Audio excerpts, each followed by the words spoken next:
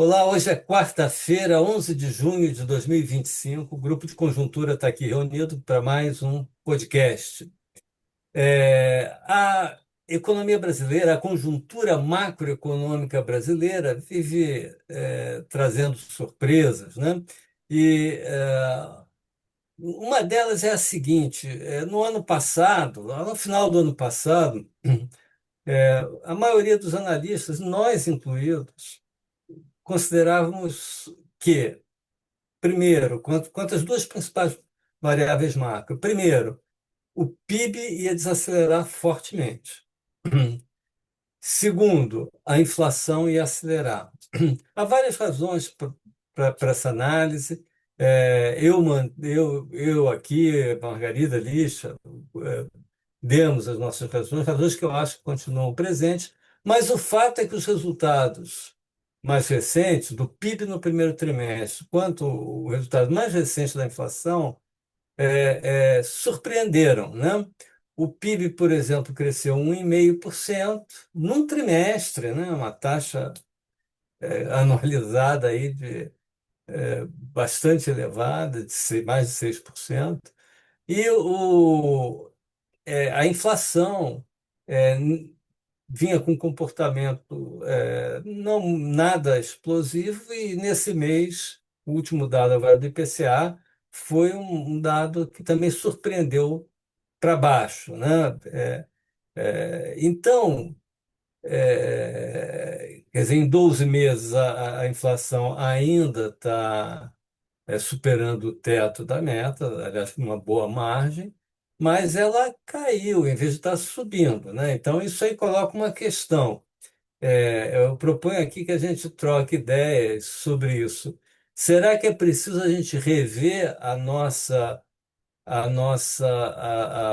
análise sobre o desempenho provável da economia brasileira ao longo desse ano? Quer dizer, na verdade, já se passou aqui os primeiros 5 meses, já estamos no sexto mês, mas, enfim, nós vamos precisar rever a nossa análise sobre os resultados ao longo desse ano todo, ou não, ou há fatores excepcionais, etc, etc. Eu vou aqui só colocar muito brevemente aqui é, dois pontinhos que eu queria mencionar sobre isso, porque eu mantenho basicamente a análise que eu tinha. Pode ser que eu esteja errado, e se eu estiver errado, não terei nenhum problema em daqui a daqui a alguns meses voltar atrás e reconhecer o erro, mas por enquanto eu mantenho. É, é, Mas em relação ao PIB, por exemplo, é, a parte do PIB que cresceu foi fundamentalmente a agropecuária, que isso não tem a ver com ciclo econômico, com expansão da economia, tem muito mais a ver com clima, né? Com uma boa safra resultante de condições climáticas favoráveis do que com qualquer outra coisa, né? Isso aí já deu uma contribuição, ela já subiu 12% no primeiro trimestre, né? A indústria, por outro lado, que é um setor bastante sensível, né? Os ciclos econômicos teve uma pequena queda de 0,1, quase estabilidade, na verdade. E o setor de serviços teve um crescimento e ele continua surpreendendo, crescendo, mas um crescimento já bem modesto, de 0,3, né? Então, não fosse a agropecuária, a gente teria um resultado de PIB que não impressionaria nem um pouco. Vamos ver como é que vai daqui para frente, mas eu acho que existem limites sobre os quais a gente já conversou e voltará a conversar em outros podcasts. No que se refere à inflação, novamente, a mesma agricultura que ajudou no PIB ajudou, está ajudando também na inflação, né? Os preços dos alimentos que vinham subindo muito agora, com essa safra muito boa, eles estão tendo um comportamento muito melhor. Nesse mês caíram, etc. Alimentos em domicílio, né? O outro fator que também, isso tem um peso alto na inflação, alimentos. Outro fator também que está pesando, que vem pesando positivamente, são os preços dos produtos industriais, que são muito influenciados pelo câmbio, né? Então, eu queria fazer um brevíssimo comentário sobre essa variável taxa de câmbio. Nós chegamos no final do ano passado com uma taxa de câmbio em torno de 6,20 reais por dólar, né? E agora ela recuou, já está um pouquinho abaixo até de 5,60. Foi um recuo que quer dizer, do final do ano passado para até agora, um recuo de 9,7%. Isso dá uma ajuda muito grande, né? Na inflação. Os preços dos produtos importados, inclusive preços de combustíveis, do petróleo, que é muito importante, outras matérias-primas, tudo isso recebe uma contribuição grande da queda da taxa de câmbio, né? Então, mas o que que houve? Por que que a taxa de câmbio caiu assim? Na verdade, uma boa parte desse movimento foi um movimento internacional, é, de também do final, eu falei que a taxa de câmbio brasileira caiu 9,7. O dólar em relação às moedas, as moedas fortes, que é o chamado dólar index, caiu 8,3%, quase, né? As moedas de emergentes, tirando aí China e Rússia, Argentina, que tem comportamento muito peculiar, tiveram uma apreciação de 7,4%. As moedas dos países exportadores de commodities em geral, que é o produto típico que o Brasil exporta, tiveram uma apreciação de 14%. Então, quando a gente vê essas taxas, né, e no nosso grupo de conjuntura a gente faz assim, uma análise sempre comparativa, nunca olha só o caso brasileiro. E, então, isso aí nos mostra que a gente está dentro de uma onda internacional de, de, de apreciação das moedas em relação ao dólar, né? Então, isso aí ajudou, está ajudando a inflação, está ajudando a queda da inflação. O nosso argumento para a alta da inflação é o fato da economia estar aquecida, né?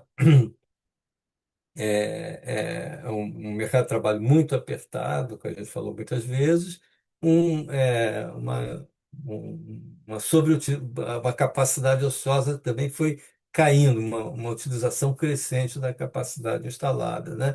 Então, tem a ver com excesso de demanda. É isso, né? E isso aí, por enquanto, não mudou.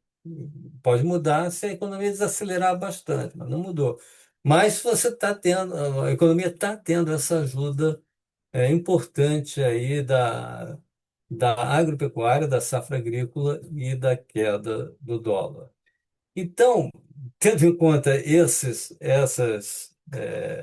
todas essas ressalvas aqui que eu fiz ao comportamento da inflação e do PIB, me parece que, por enquanto, pelo menos, eu mantenho a análise que a gente já tinha aqui no final do ano passado, que é um ano em que a economia tende a desacelerar e ter mais pressões inflacionárias, tá? A despeito desses fatores exógenos, né, favoráveis. Mas eu queria fazer essas considerações, passo aqui para os meus colegas, Margarida, Tisha, depois. Bom, boa tarde a todos. Então, vamos falar um pouquinho aí da inflação, né? E eu sempre gosto de desagregar o IPCA por dentro dele, né? Para a gente, inclusive, ali percebe quais são os principais componentes de um processo inflacionário, que, em geral, a inflação é sempre uma combinação variável de três fatores: demanda, custos e expectativas, né? Então, nós temos aí ainda pressões de demanda, como o Francisco Eduardo colocou. Apesar da política monetária super contracionista, nós já temos discutido que uma série de impulsos fiscais aí e a agropecuária, né, surpreendeu muito positivamente. Os impulsos fiscais estão garantindo um mercado de trabalho extremamente aquecido, né, operando já com sobreutilização aí da mão de obra, né, com fatores aí de pressão sobre a demanda por trabalho muito superior à oferta de trabalho, isso já gerando aumento de salários e tal. E essas pressões de demanda, elas aparecem muito na inflação de serviços. Então, a inflação de serviços que está dentro do IPCA, ela está acumulando em 12 meses uma alta de 5,7%. E o peso do setor serviços no IPCA é de 36%. Então, nós temos ainda pressões de demanda claras aparecendo, especialmente na inflação de serviços, né? Nós temos um alívio de custos, alguns alívios de custos, como o Francisco já mencionou, uma apreciação cambial, que é fruto de fatores internacionais, uma queda nos preços de todos os combustíveis no Brasil, e aí nós temos também a super safra agrícola. E onde é que esses alívios de custos aparecem? Se a gente olhar só o componente bens industriais no IPCA, que tem um peso de 23%, ele está acumulando em 12 meses uma alta de apenas 3,82, muito inferior à de inflação de serviços de 5,7, né? Então, isso está dando a queda dos preços das commodities também, né? A queda dos preços em commodities, aqui a gente está usando o índice do Banco Central, e esse preço de commodities é preço em real. Então, já é uma combinação do câmbio e de preço de commodities no mercado internacional fixados em dólar. Então, a queda dos preços em commodities nessa medida, no ano, já é de 9,1%, né? Então, isso barateia todas as commodities no Brasil, né? E vai além daquilo que é energia, petróleo, né? Todas as outras também sofrem a influência desse indicador. Alimentos, né? Apesar da super safra agrícola e tal, ainda estão acumulando em 12 meses 7,3%. Então, qual é o significado disso? É que no passado a gente teve uma inflação muito alta de alimentos, né? Então, ainda em 12 meses, essa inflação está sendo carregada.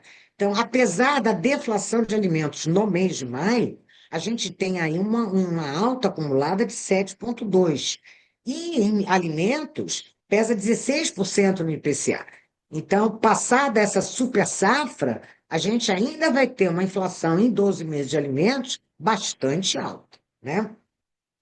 É, então, essas são as desagregações por dentro do IPCA que refletem isso. Agora, em cima disso tudo, nós temos ainda expectativas de inflação para o ano de 5,44%. É a última pesquisa Focus do Banco Central. E esse componente inflacionário, ele atua sobre todos os fatores aí, todas as dimensões do processo inflacionário. Então, elas ainda estão bastante desancoradas, né?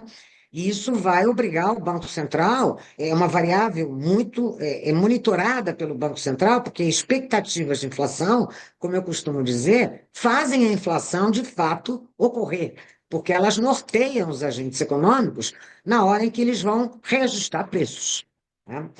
Os preços monitorados, que são aqueles preços determinados por uma decisão de governo, quer seja federal, estaduais ou municipais, eles estão acumulando ainda 5,47%, apesar da queda que a gente teve nos preços de combustíveis, que são preços monitorados, né? Então, o que eu queria chamar a atenção é que esse IPCA, no total, que está dando 5,3% em 12 meses, quando a meta de inflação é 3%, ele está nesse número que ainda é muito alto, apesar dos alívios de custos que a gente está vivendo e que a gente não tem certeza que a gente vai viver daqui para frente. Quer dizer, esses alívios de custos, a gente não sabe quanto tempo eles vão durar.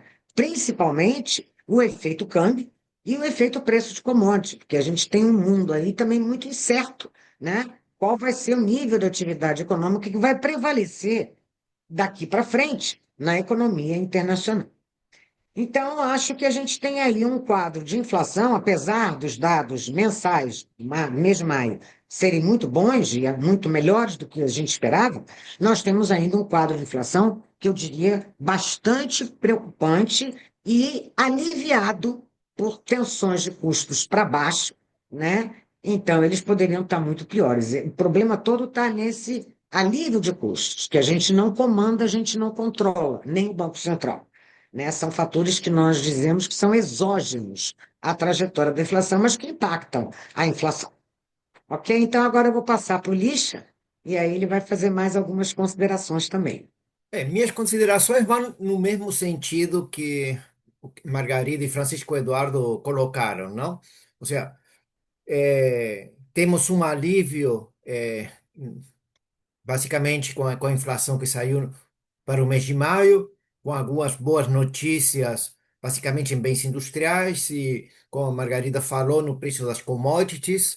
A gente está vendo isso também quando a gente olha para o IGPM, tá? O IGPM do mês de maio já veio com deflação.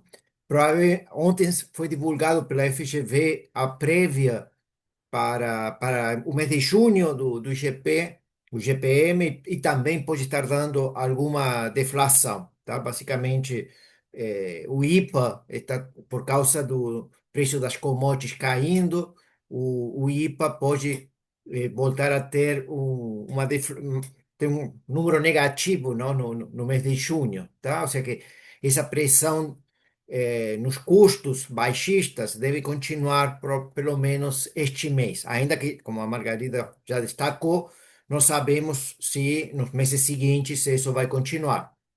Mas está sempre a tirania dos números, digamos assim. Quando a gente vê o acumulado em 12 meses, vou simplesmente repetir os números que Francisco Eduardo e Margarida destacaram. A inflação cheia em 12 meses, acumulada em 12 meses, o IPCA está em 5,32.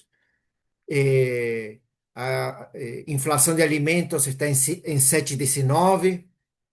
Bom, os núcleos estão também ainda num patamar elevado. O Banco Central calcula 9 números, mas ele faz uma média dos cinco principais, não? Então, a média desses cinco principais está em 5,17, tá? Ou seja, muito um número parecido, 5,17 parecido com da inflação cheia de 5,32, tá? Agora, a inflação de serviços subjacentes, aquele que está mais associado ao ciclo econômico, está em 6,75, não? Margarida tinha dado o dado para total de serviços, tá? Mas serviços subjacentes também está em um patamar elevado, 6,75. E quando a gente vê o índice de difusão, que ele está um pouquinho abaixo de 60%, não? 59,68, o que significa que o aumento de preço está bastante disseminado, um pouco menos do que tínhamos no mês anterior em abril, mas ainda está em um patamar elevado. Então, a inflação cheia alta, a inflação de serviços, que é uma inflação que o governo olha muito por causa de que é uma inflação importante para as pessoas com renda mais baixa, está elevada, os núcleos estão em 5,17, a inflação subjacente, que é importante porque a política monetária atua basicamente sobre esse serviço subjacente, está muito alta, tá? E o último ponto foi o que a Margarida destacou sobre a desancoragem das expectativas de inflação, tá? Margarida destacou que para este ano a inflação esperada, segundo o Boletim Focus, a mediana 5,44, mas para os meses, para os anos seguintes, continua desancorada, não? Para 2026 está em 4,50 e para 2027 está em 4 ainda. Ainda em 2028, 3,85. Então, ainda em um horizonte de mediano prazo, a inflação não está, as expectativas de inflação não estão convergindo, tá? O que significa que a política monetária deverá continuar num patamar suficientemente restritivo, tá? Então, eh, basicamente, tanto os argumentos que temos colocados, não, é que, no caso, quando a gente olha para a inflação, temos boas notícias agora para o mês de maio, provavelmente devemos ter boas notícias no mês de junho, pelo menos os primeiros levantamentos estão também indo numa boa direção, mas ainda as pressões que a gente tinha destacado na política monetária, na inflação continua e a política monetária, digamos, deve continuar ainda muito restritiva, tá? Tem tido nas últimas semanas alguma revisão sobre o que pode acontecer na próxima reunião do Copom, tá? Sobre se teremos mais um aumento ou não da taxa de juros, tá? provavelmente, digamos, aí já estamos num terreno muito mais especulativo. Devemos ter mais um aumento de 0,25, provavelmente. Ou seja, a Selic pode ir para o patamar de 15%, provavelmente deve ser o último aumento, tá? Mas o fato dos núcleos estarem elevados e as expectativas estarem desancoradas ainda no médio prazo são indicadores importantes para eh, ainda ter esses cuidados na política monetária, não? Junto, como o Francisco Eduardo destacou, tá? Um nível de atividade que tem se mantido muito resiliente, não? Muito mais resiliente do que nós esperávamos, tá? Já aparecem alguns pequenos indicadores de desaceleração, mas o índice cheio do PIB não ainda está num patamar elevado, tá? Então, mais um indício de sobreaquecimento da economia, tá? Então, eram esses os pontos principais. Bom, nesse podcast nós apresentamos uma visão, digamos assim, cética diante de fatos, de notícias boas, né? É, mas, para não dizer aqui que não falamos de flores, que eu não falei de flores, deixa eu levantar um pontinho importante eu acho que aí mais do PIB, mas que tem a ver com inflação também, que é o fato de que o resultado do investimento tem sido muito bom. Nesse trimestre, em relação ao trimestre anterior, o investimento cresceu bem. Em relação ao mesmo trimestre do ano passado, em um ano, ele cresceu 9,4%, um crescimento bem forte. Isso é uma boa notícia de fato, sem restrições, sem nenhum. Quer dizer, isso aí, quer dizer, a continuar. Se isso continuar, isso é muito importante porque cria capacidade, então aumenta a oferta potencial em princípio, isso ajuda a inflação, ajuda em crescimento, é, e porque também o investidor é portador de aumento de produtividade, é uma das formas de aumentar a produtividade. Acho que esse tema a gente tem que voltar a ele em algum momento aí à frente para ver se isso é uma tendência que deve persistir ou não, mas até neste momento, especificamente, essa é certamente uma boa notícia. Ficamos por aqui e até a próxima quarta-feira com mais um podcast do Grupo de Conjuntura. Até lá.